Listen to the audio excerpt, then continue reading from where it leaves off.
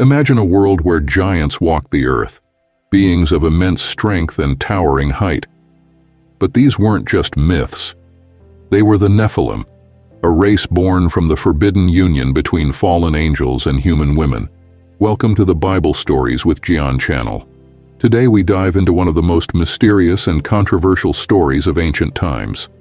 A tale not only of giants but of the women who brought them into this world. Who were the giants' wives, and what role did they play in the great flood that changed the course of history? The answer may surprise you. Let's uncover the truth hidden in the ancient texts. Our journey begins in the Bible, in the book of Genesis. It was a time long before the Great Flood, a time when the world was very different. According to Genesis 6:4, something incredible and terrifying happened. The sons of God saw the daughters of men that they were fair, and they took them wives of all which they chose. These sons of God were not mere mortals, they were angels. Angels who abandoned their divine duty and descended to earth, captivated by the beauty of human women. But this union was forbidden, and from this forbidden relationship, a new race was born, the Nephilim, giant beings with immense strength and power. These were not just mythical creatures, they were giants, rulers of chaos, and symbols of rebellion against God's natural order. The Nephilim were no ordinary race. They were powerful, not only in size but in influence. They dominated the human world, leading humanity into violence, corruption, and moral decay. These giants were seen as heroes by some, but their existence marked a dark chapter in human history, a chapter that would soon lead to global catastrophe. But where did these giants come from? Who gave birth to them? And why does the Bible remain mostly silent about the women involved in this mysterious union? These women, the wives of the giants, are key to unlocking the hidden secrets of the Nephilim. The Bible may not go into detail about these women, but their role was critical. Without them, the Nephilim wouldn't exist. They became the bridge between two worlds, between the divine and the human. Through their union with fallen angels, these women gave birth to a race that would change the course of history. Let's take a closer look at the wives of the giants. These women were not just bystanders, they were key players in the unfolding tragedy. They represented humanity's willingness to step beyond the boundaries set by God. Their choice to unite with the fallen angels was the beginning of a great moral downfall. But who were they?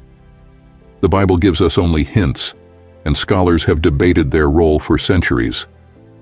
Some argue that these women were unaware of the consequences of their actions, while others believe they knowingly crossed the line, driven by temptation. What we do know is that their decision had far-reaching consequences. Their children, the Nephilim, became the cause of immense suffering for humanity. The giants' wives, whether they realized it or not, had a hand in unleashing chaos upon the earth. The Nephilim, their offspring, grew to dominate the world, using their supernatural strength to oppress mankind. But the question remains, did these giants have wives of their own? Did the race of giants continue to thrive through the union of male and female Nephilim? The Bible doesn't specifically mention giant women, but their absence doesn't necessarily mean they didn't exist.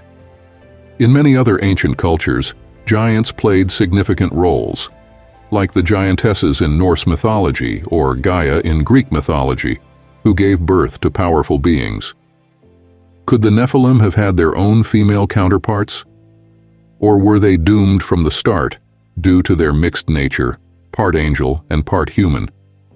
This mystery deepens as we explore the giants' fall from grace. The Nephilim weren't just physically imposing. They represented the ultimate violation of divine order. They taught humanity forbidden knowledge, like the secrets of warfare, leading people further into darkness and destruction. As the Nephilim spread violence and chaos, humanity reached a breaking point.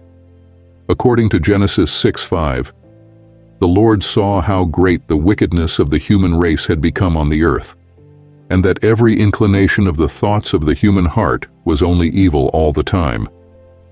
The Nephilim, with their overwhelming strength and influence, had driven mankind into a state of moral decay, but God's patience had run out.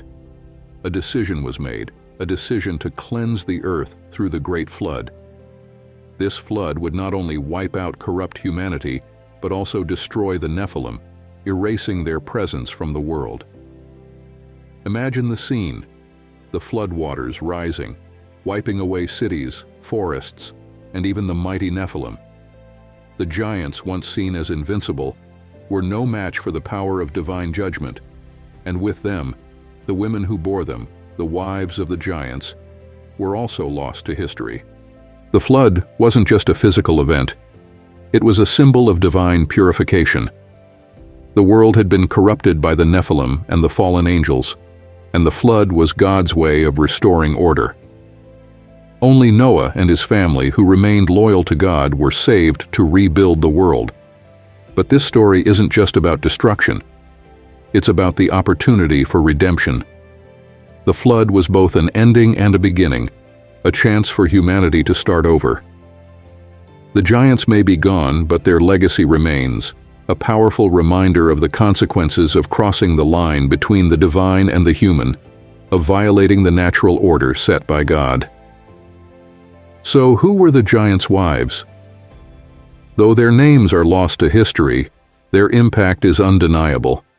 They were the mothers of the Nephilim, the women who bridged the divine and the human, and whose choices led to a catastrophic change in the world.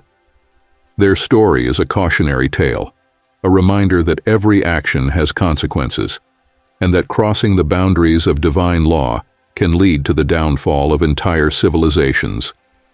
The Nephilim and their wives may no longer walk the earth, but their story lives on, a story of power, temptation, and the ultimate judgment.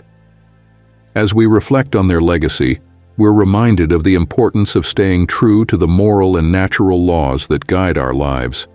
If this story captivated you and left you wanting to learn more about the hidden mysteries of the ancient world, make sure to subscribe and turn on notifications. We've only scratched the surface of what lies beneath these ancient texts, and there's so much more to uncover. Stay tuned as we continue our journey through the stories that shaped history.